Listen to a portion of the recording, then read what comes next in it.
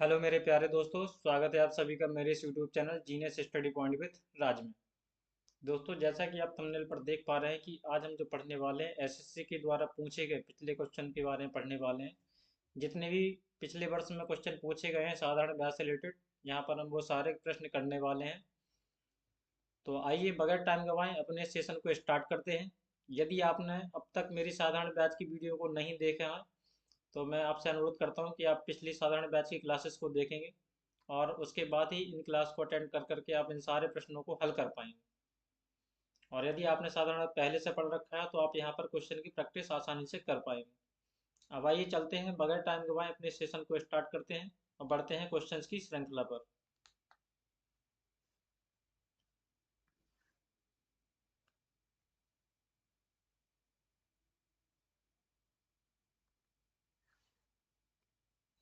दोस्तों, जैसा कि पहला प्रश्न क्या पूछा गया कि 5,000 रुपए की राशि 9% वार्षिक साधारण ब्याज की दर पर कितने समय में 6,800 रुपये हो जाएगी।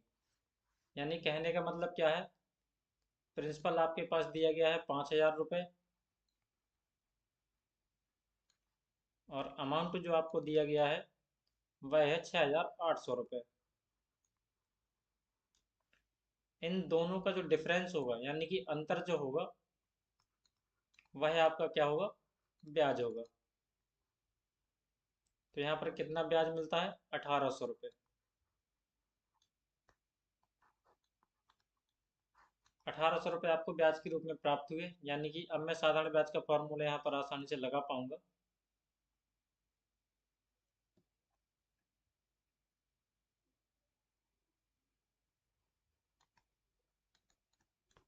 साधारण ब्याज बराबर आपने पढ़ रखा है, मूलधन गुणे दर गुणे समय बटे 100।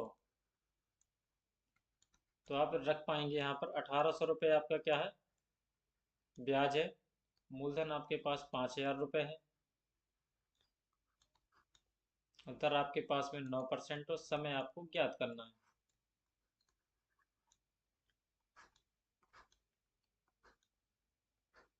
अब आप देख पा रहे हो 9 पे 9 45, 45 से यदि आप 180 को डिवाइड कर दोगे तो ये 4 टाइम चला जाएगा।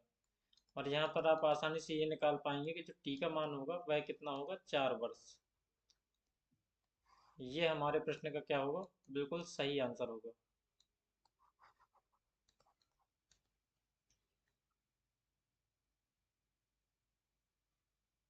अब आइए मेरे प्यारे दोस्तों, बढ़ते हैं अपने अगले प्रश्न की ओर। और आप देख पा रहे हैं यह प्रश्न कितनी बार पूछा गया है।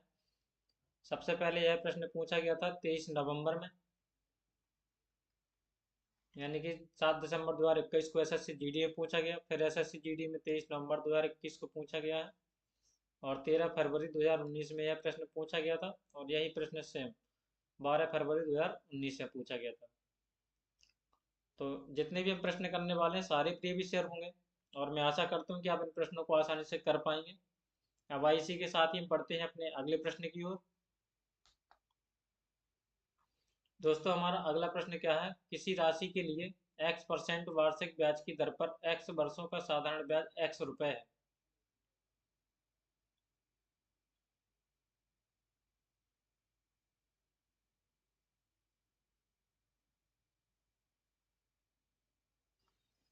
तो आपको क्या निकालना है, राशि निकालनी है। मैंने मान लिया प्रिंसिपल आपका x रुपए है। जो जो कंडीशन दी गई है केवल आप वही मानेंगे। रेट परसेंट आपकी क्या है, x% है। और टाइम क्या है आपका, x वर्ष है।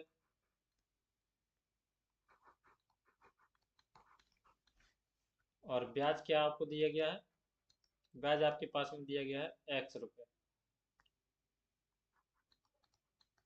यदि मैं बात करता हूँ फॉर्मूला पे, यदि आप रखते हो तो साधारण ब्याज बराबर क्या होता है, मूलधन गुणा दर गुणा समय बटे 100। तो आप एक एक्स से एक एक्स को यहाँ पर काट पाएंगे और यहाँ पर जो वैल्यू आप निकाल पाएंगे वह क्या होगी, x² बराबर 100 के। तो यहाँ पर x का जो मान निकल करके आएगा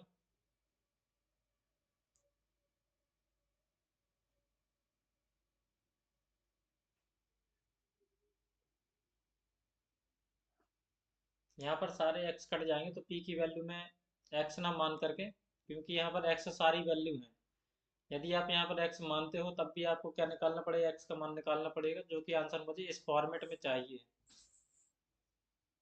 तो यहाँ पर तो आप एक्स का मान 10 निकाल पाएंगे, जो कि मेरे पास ऑप्शंस में एक्स के फॉर्म में दिया गया है, जो कि मुझे वैल्यू न्यूमेरिकल नहीं चाहिए। तो उसके हिसाब से मैं यहाँ पर चीज़ें देखता हूँ। आप प्रिंसिपल को पी ही मान लीजिए, ये मान के चलिए कि आप प्रिंसिपल पी है, और आप एक्स एक्स को डिनोट कर देंगे, तो यहाँ पर जो मेरे पास मान आएगा वह क्या होगा, और p बराबर आप ये आसानी से निकाल पाएंगे, जो आपके पास मान निकल कर के आया वह आएगा 100/x रुपीज, और जो कि आपके पास पहला ऑप्शन दिया गया है वह आंसर आपका बिल्कुल सही हो जाएगा।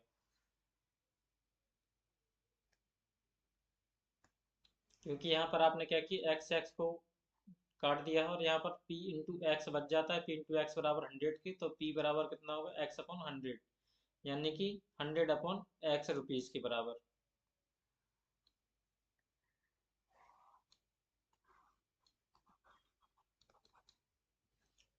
अब आइए दोस्तों बढ़ते हैं अपने अगले प्रश्न की ओर। अगला प्रश्न क्या है जानते हैं इसके बारे में। अगला प्रश्न मुझसे दिया गया है कि 2400 रुपये की राशि पर 20 मार्च 2019 से 31 मार्च 2019 तक 6.1/4% की वार्षिक ब्याज दर से प्राप्त साधारण ब्याज ज्ञात कीजिए। जैसे कि 20 मार्च से, अब मार्च कितना होता है, 31 का होता है, तो 31 में से यदि आप 19 दिन घटा दो, क्योंकि 20 तारीख से यहाँ पर डेट मुझे मेंशन की गई है, 20 मार्च 2019 से लेकर के 31 मार्च 2019 तक 6.1/4% की वार्षिक ब्याज दर से साधारण ब्याज ज्ञात करना है। तो यानी कि सबसे पहले मैं टाइम कैलकुलेट करता हूँ।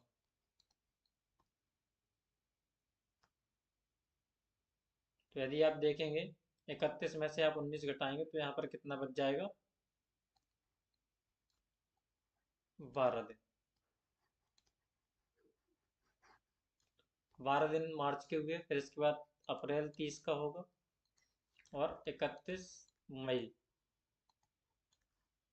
जब आप इन सभी को ऐड कर देंगे तो आपके पास निकल करके आएगा टोटल 73 डेज। अब रेट परसेंट जो आपको दी गई है वो है 6.1/4%। और प्राइस जो आपको दिया गया है, यानी कि प्रिंसिपल जो आपको दिया गया है वह क्या है, 2400 रुपये। जो मेरे पास क्वेश्चन में डेटा मेंशन है, सबसे पहले मैं उस डेटा को पहचानता हूँ कि क्या चीज़ें हमारे पास दी गई हैं।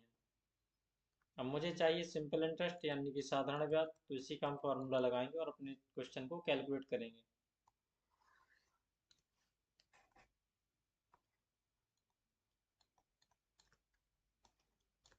साधारण ब्याज दर क्या होता है, मूलधन गुणा दर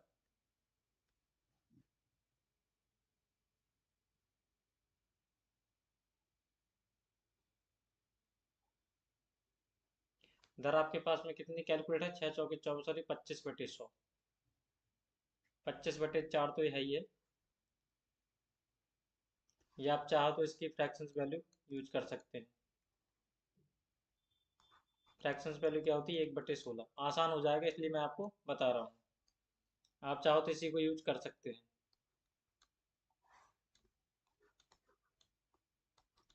और आपके पास टाइम जो दिया गया है वह है 73 दिन। तो यहाँ पर दिन में है, तो एक वर्ष में कितने दिन होंगे, 365 दिन। तो इसको भी हम वर्ष में बनाएंगे। अब यदि हम इसको कैलकुलेट करते हैं तो चीज़ें और भी आसान होंगी।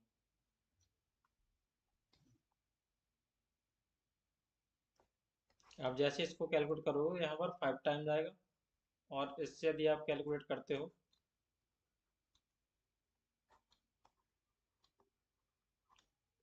2×5 = 10, यानी कि एक जीरो ये कैंसिल आउट हो जाएगी, और आप सीधा सीधा ये कह पाएंगे कि आपको जो ब्याज के रूप में प्राप्त होगी धनराशि वह कितनी होगी, 30 रुपये।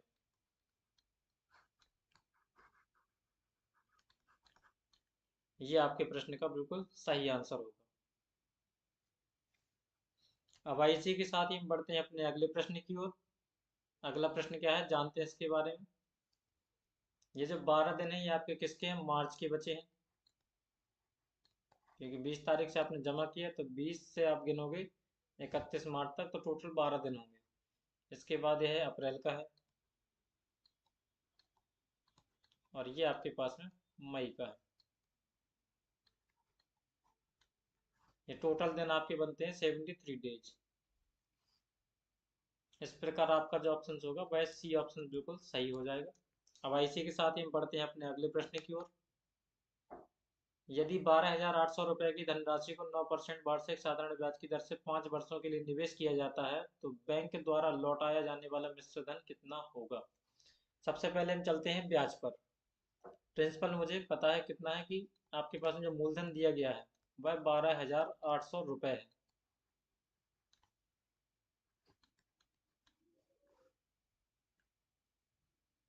और रेट आपके पास में दिया गया है 9%। और टाइम जो आपके पास दिया गया है वह है 5 वर्ष। यदि मैं इन दोनों को मल्टीप्लाई कराता हूँ तो मेरे पास आता है 45%। जो इंटरेस्ट बनेगा वो बनेगा 45% के बराबर। यानी कि यदि मैं ब्याज निकालना चाहूँ तो मैं ये कह सकता हूँ, ब्याज जो होगा प्रिंसिपल का 45% होगा।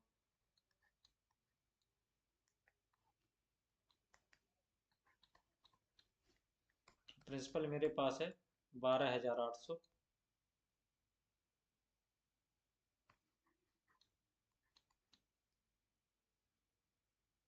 45%।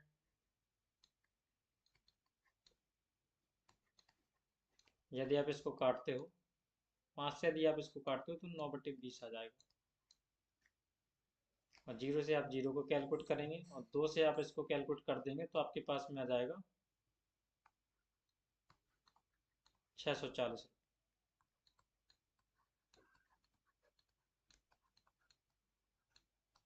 आप यदि मल्टीप्लाई कराते हो तो आपके पास में जो ब्याज निकल करके आएगा वह कितना होगा, 5,760 रुपये।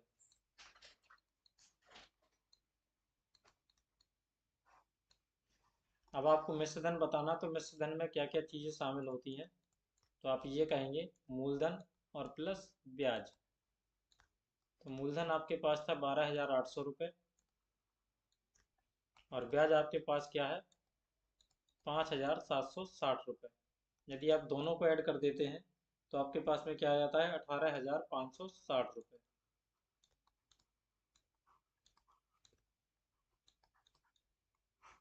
ये आपके प्रश्न का क्या हो जाएगा, बिल्कुल सही आंसर हो जाएगा। साधारण ब्याज प्रत्येक वर्ष के लिए बराबर होता है, तो एक वर्ष 9% मिलता है, तो 5 साल में कितना मिल जाएगा, तो 45% होगा, जो कि प्रिंसिपल का 45% यदि ज्ञात करते हैं तो हमें साधारण ब्याज प्राप्त हो जाता है। अब इसी प्रकार हम बढ़ते हैं अपने अगले प्रश्न की ओर। यदि 5 वर्षों का साधारण ब्याज मूलधन के 35% के बराबर है, तो ब्याज दर कितनी है। 5 वर्षों में आपको ब्याज कितना मिलता है, मैं डायरेक्टली यहाँ पर बता देता हूँ। 5 वर्ष में आपको 35% ब्याज मिलता है। एक तो आपने समय लिया 5 वर्ष का, और ब्याज आपको मिलता है 35%। तो यदि आप 5 से काटते हो तो यहाँ पर आ जाता है 1 वर्ष में आपको कितना ब्याज मिला, तो आप ये कहेंगे 7%।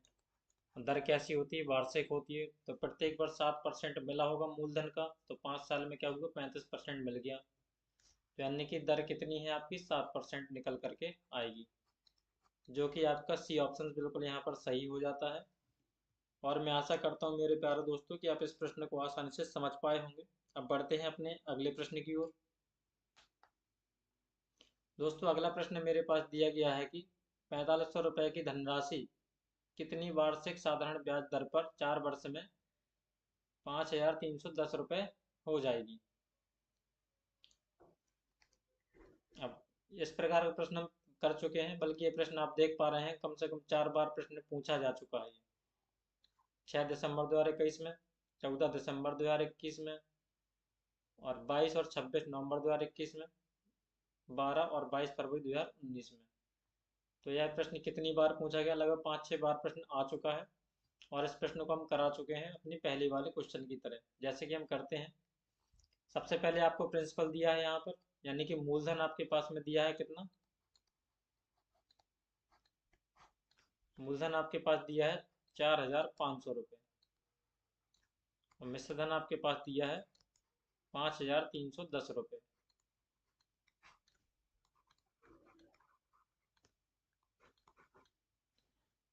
तो ब्याज मुझे कितना प्राप्त हुआ, सबसे पहले आप ये तय करेंगे। यदि आप इसको इससे घटा देंगे तो आप ये कहेंगे 810 रुपये जो आपको मिला वह आपको ब्याज के रूप में प्राप्त हुआ, लेकिन 4 वर्ष आपको समय लगा। आप एक चीज ये भी देख पा रहे हैं, तो यानी कि 4 वर्ष में आपको कितना ब्याज मिला, 810 रुपये।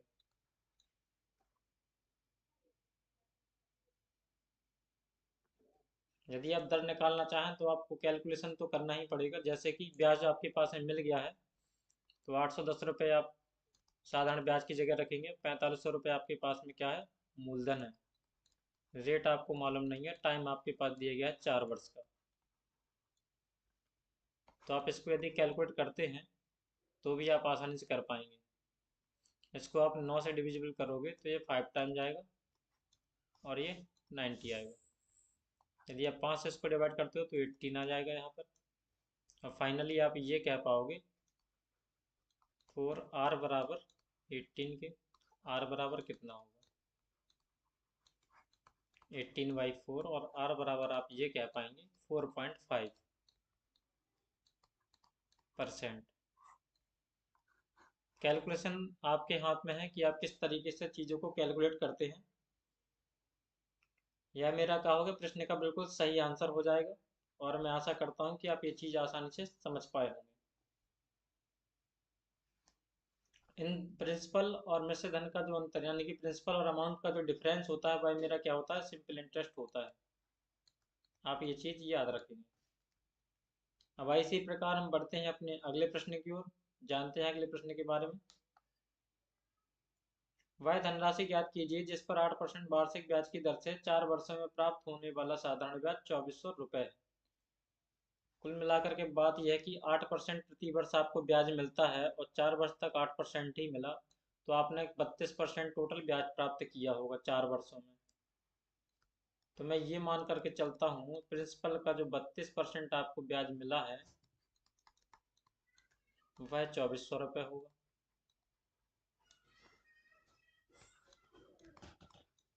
32% मतलब, यदि आप कैलकुलेट करेंगे तो आंसर आसानी से कर पाएंगे।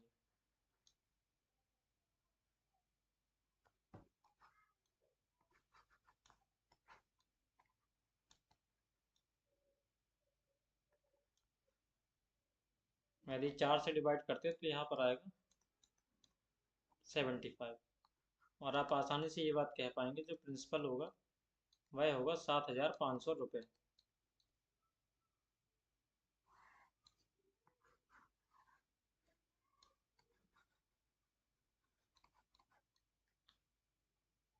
तो दोस्तों मैं आशा करता हूँ कि आप इस प्रश्न को आसानी से समझ गए होंगे। अब आइए बढ़ते इसी प्रकार अपने अगले प्रश्न की ओर। रामू ने एक बैंक से 20,000 रुपये की राशि का ऋण लिया, और 5 वर्ष बाद उसने उसे चुकाने के लिए बैंक को 25,000 रुपये भुगतान किया। तो वार्षिक ब्याज की दर ज्ञात कीजिए। 20,000 रुपये का ऋण लिया और 25,000 रुपये चुकाया, तो 5 साल में 5,000 रुपये तो ब्याज ही लग गया। यानी कि 5 साल में 5,000 रुपये ब्याज लगा, तो 1 साल में क्या 1,000 रुपये लगा होगा क्या, क्योंकि 20,000 रुपये ऋण लिया था और 25,000 रुपये देने पड़े, यानी कि 5,000 रुपये का तो ब्याज देना ही पड़ा। तो 5 साल में इसको केवल और केवल 5,000 रुपये का ब्याज देना पड़ा। तो आप मुझे बताएंगे 1 साल में क्या 1,000 रुपये ब्याज देना पड़ा होगा।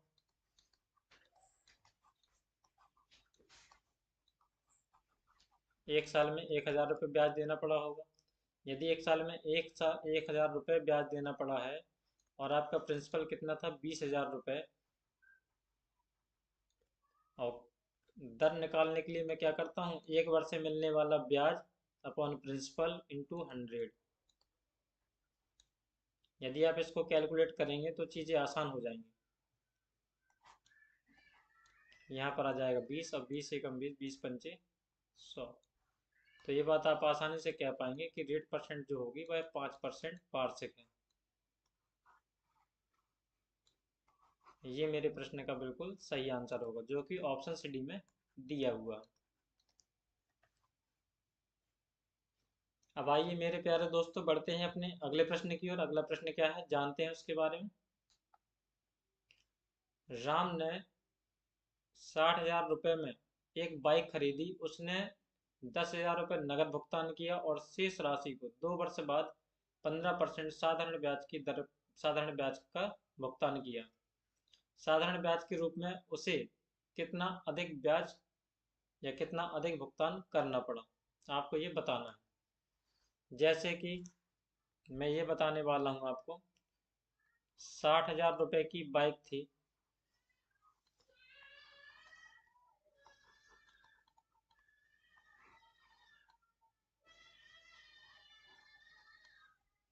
साठ हजार रुपये की बाइक थी और आप ये कह पा रहे हैं कि 10,000 रुपये तो नगद भुगतान किया इसने।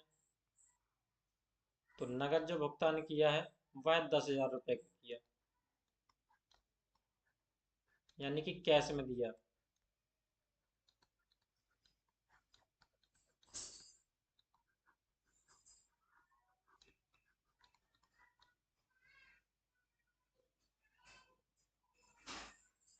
और इसके बाद क्या दिया गया है, शेष राशि को 2 वर्ष बाद।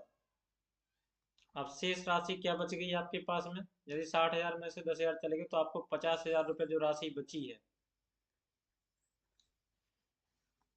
इस राशि पर 2 वर्ष बाद 15% साधारण ब्याज पर भुगतान किया। 15% यानी एक साल में 15%, 2 साल में 30% तो ब्याज दिया ही होगा। तो मतलब इतना तो भुगतान उसे देना ही चाहिए, प्लस ब्याज किस पे लगा, 50,000 रुपये ही 15% की दर से ब्याज देना पड़ा। तो 15% एक साल में, तो 2 साल में 30% ब्याज दिया होगा इसने। तो मैं क्या करता हूँ, 30% को ही निकालता हूँ सबसे पहले। यदि आप इसको कैलकुलेट करोगे तो आप ये कह पाएंगे, यहाँ पर जो मेरा मान निकल करके आया वह आया 15,000 रुपये। ये बात आप आसानी से समझ पाए होंगे। तो 50,000 ये, 15,000 ये, टोटल कितना, 65,000 रुपये दिया। यानी कि मुझे एक्स्ट्रा कितना देना पड़ा, 10,000 तो मैंने यहाँ भुगतान किया। प्लस पॉइंट तो यही है आपके पास में। और दूसरी बात क्या है, 65,000 रुपये यहाँ देने पड़े। तो टोटल आपको जो अधिक देना पड़ा वह कितना, 15,000 रुपये ज़्यादा देने पड़े। क्योंकि यदि आप सभी को जोड़ते हो, 50, 10, 60, 15, 75, यानी कि 75,000 रुपये का हमने टोटल भुगतान किया और गाड़ी थी कितनी, 60,000 रुपये की। यानी कि हमें जो एक्स्ट्रा रुपए देने पड़े वो 15,000 रुपये देने पड़े, जो कि ऑप्शन बी में दिया हुआ है।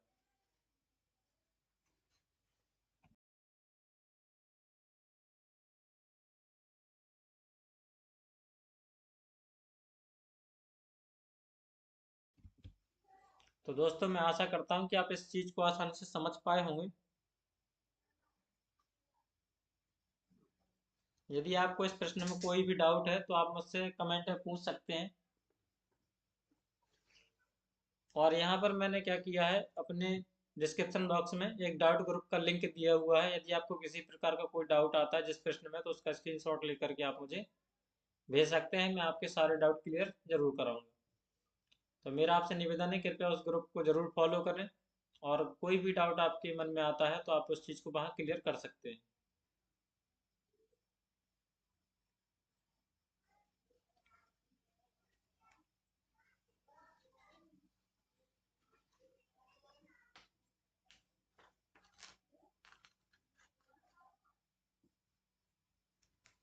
अब आइए इसी प्रकार हम बढ़ते हैं अपने अगले प्रश्न की ओर। अगला प्रश्न क्या है, जानते हैं उसके बारे में।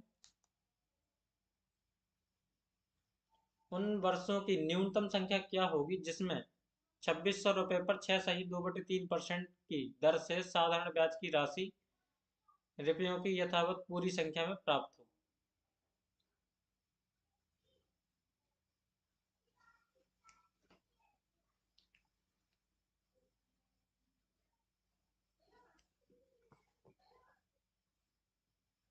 यानी कि जो मुझे साधारण ब्याज चाहिए वो एक क्या हो, मतलब डेसिमल में ना आए, ऐसी संख्या मुझे ज्ञात करनी है।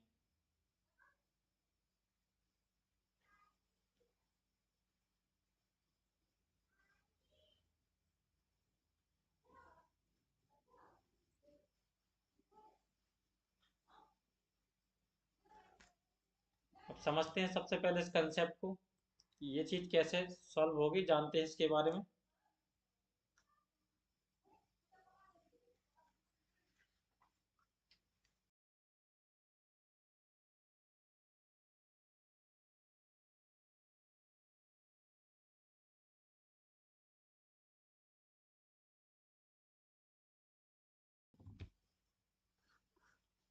जैसे कि यदि हम बढ़ते हैं, यहाँ पर टोटल बाई ऑप्शन तो मैं देखूंगा नहीं, मैं सबसे पहले इस 3 को कैंसिल कराने की कोशिश करता हूँ।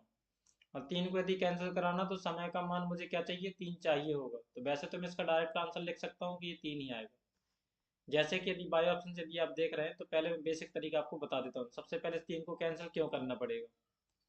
यदि मैं रेट परसेंट को कैलकुलेट करता हूँ तो सबसे बड़ी प्रॉब्लम मेरा ये 3 खड़ी कर रहा है, 20/3%। ये मेरे पास रेट निकल करके आती है। और मैं क्वेश्चन पे यदि थोड़ा सा ध्यान देता हूँ तो 2600 रुपये मेरे पास दिए गए हैं, और रेट परसेंट मेरे पास क्या है, 20/3। बटे में 100 तो रहेगा ही रहेगा। अब टाइम मुझे ऐसा रखना, अब इस 3 से कोई संख्या ऐसी रखनी पड़ी जो 3 से कैलकुलेट हो पाए, यानी कि इस 3 को कैंसिल करने के लिए मुझे टी का मान भी 3 से कैलकुलेट होने वाला रखना पड़ेगा। क्योंकि ना तो 26 आप काट पाओगे ना 20 काट पाओगे। तो टी का मान वैसे न्यूनतम क्या होगा, 3। आंसर यहाँ पर बिल्कुल सही हो जाएगा। और ये प्रश्न हमारे पेपर में पूछा गया है कि 2015 में सेकंड पाली में।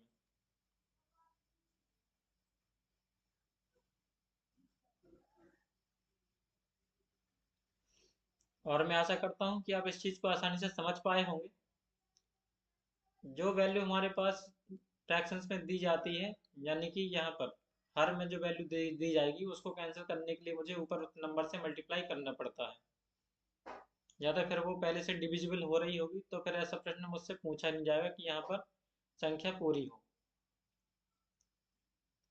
तो मैं आशा करता हूँ कि आप इस चीज़ को आसानी से समझ पाए होंगे। यहाँ पर यदि मैं टी की वैल्यू 3 पुट करता हूँ तो 3 से क्या होगा, 3 कैंसिल आउट हो जाएगा। इसलिए टी का मान मैंने यहाँ पर 3 सही किया हुआ है। अब आइए इसी प्रकार हम बढ़ते हैं अपने अगले प्रश्न की ओर। किसी राशि का 7.5% वार्षिक ब्याज की दर से 8 वर्षों का साधारण ब्याज, 8 वर्षों का साधारण ब्याज कितना है, 4080 रुपये है। उसी राशि का किस वार्षिक ब्याज की दर से 5 वर्षों का ब्याज समान होगा।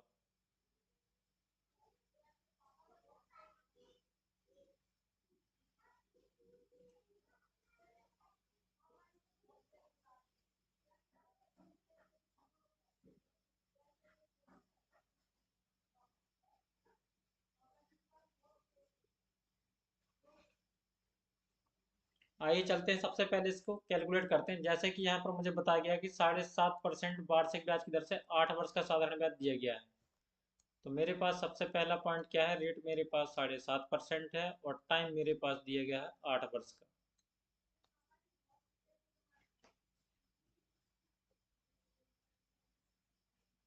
तो सबसे पहले आप इसी को कैलकुलेट करेंगे और ये बात तय कर पाएंगे।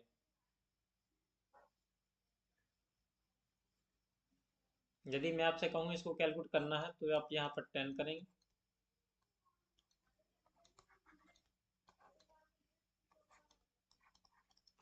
तो आप ये बात आसानी से कह पाएंगे कि यहाँ पर जो वैल्यू निकल करके आएगी वह क्या होगी, 60। यानी कि जो मेरे पास मान निकल के आएगा, 60% जो मुझे ब्याज मिला वह कितना है, 4080। 4080 रुपये मुझे क्या है, ब्याज के रूप में प्राप्त हुए, जो कि 60% है। तो यदि ये बात कर दूं 100% की वैल्यू निकालना है, तो सबसे पहले मैं क्या करता हूँ, यदि इसको मैं किससे डिवाइड करूंगा,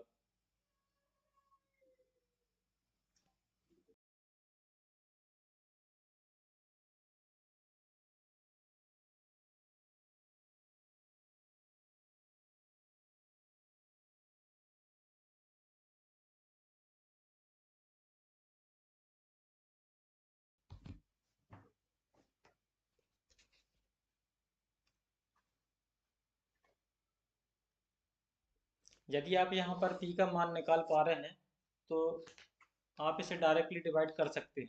जैसे प्रिंसिपल का 60% तो मेरा क्या है, ब्याज ही है। 60% का मतलब है क्या, 3/5। यदि आप लिखना चाहें परसेंट की जगह पर तो आप ये चीज़ आसानी से निकाल पाएंगे। 3/5 बराबर आपके पास क्या दिया है, 4080 रुपये। और आप 3 से इसको यदि डिवाइड कर देते हैं तो भी आपके पास आंसर निकल करके आएगा।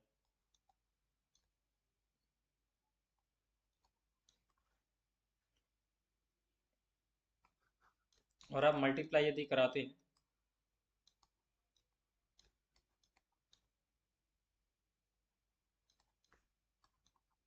तो ये बात आप आसानी से कह पाएंगे।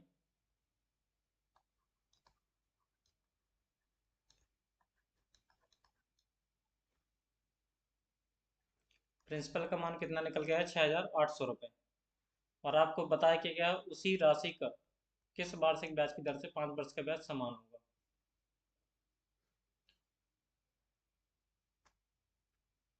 अब आपके पास प्रिंसिपल आपके पास क्या है, 6800 रुपये है, जो कि क्वेश्चन दिया गया, मैं उसके अकॉर्डिंग आपको बता रहा हूँ। रेट परसेंट आपको निकालना है और समय आपके पास 5 वर्ष है। ब्याज आपके पास कितना है, 4080। केवल आपको रेट फाइंड करनी है। यदि आप इस पूरे क्वेश्चन को कैलकुलेट करेंगे तो आप यहाँ पर आर का मान क्या पाएंगे, 12%। और मैं उम्मीद रखूँगा कि आप इस चीज़ को कैलकुलेट कर लेंगे। यदि फिर भी आप कैलकुलेट नहीं कर पाते तो आप मुझे कमेंट में ज़रूर बताएं, मैं इसका सॉल्यूशन भी आपको बता दूंगा। जीरो से आप जीरो को डिवाइड कर देंगे और आप यहाँ पर अब फिर चीज़ें कैलकुलेट करेंगे।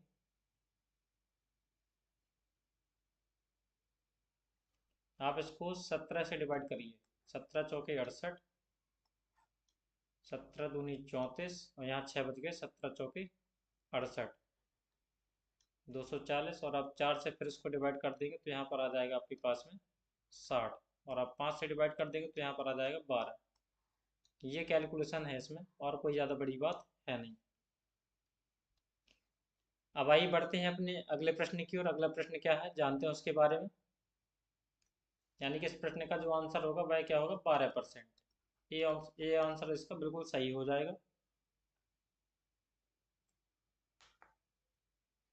एक धनराशि को 2 वर्ष के लिए एक निश्चित दर से साधारण ब्याज पर रखा गया था।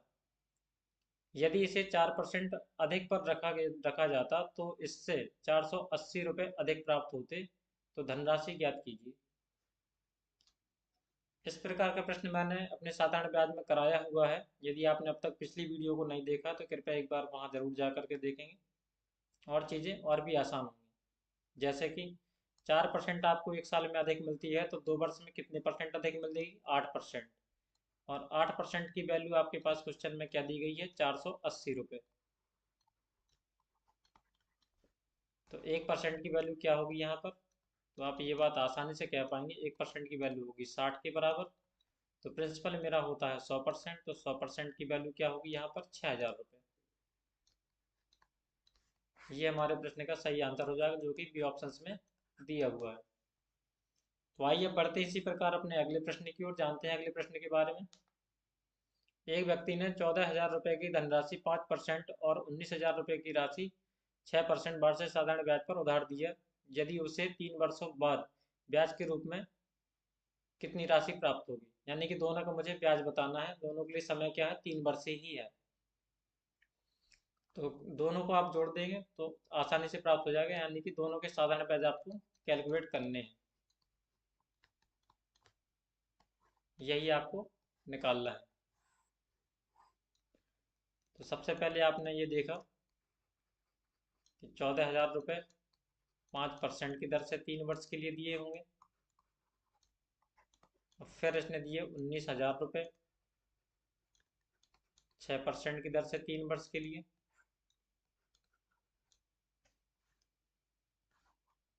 दोनों को आप जोड़ देंगे तो आपको साधारण ब्याज प्राप्त हो जाएगा। तो यदि आप इसको कैलकुलेट करेंगे तो आंसर और भी आसान होगा। जैसे आप डिवाइड कर देंगे, डबल जीरो तो वैसे ही कैंसिल आउट हो जाएंगे। अब आप मल्टीप्लाई कराएंगे इन सभी का।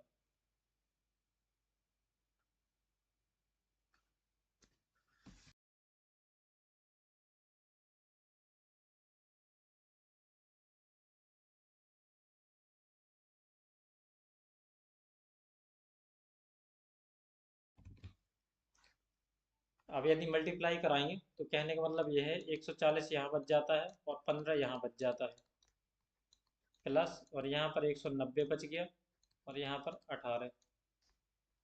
आप दोनों को मल्टीप्लाई कराएंगे तो और भी आसान हो जाएगा। यहाँ पर आएगा आपके पास में कितना, 2100 रुपये कैलकुलेट करने पर, और यहाँ पर आपके पास में आ जाएगा 3420 रुपये यदि आप मल्टीप्लाई कराएंगे। वहीं दोनों को यदि आप ऐड कर देते हो तो आप क्या पाएंगे,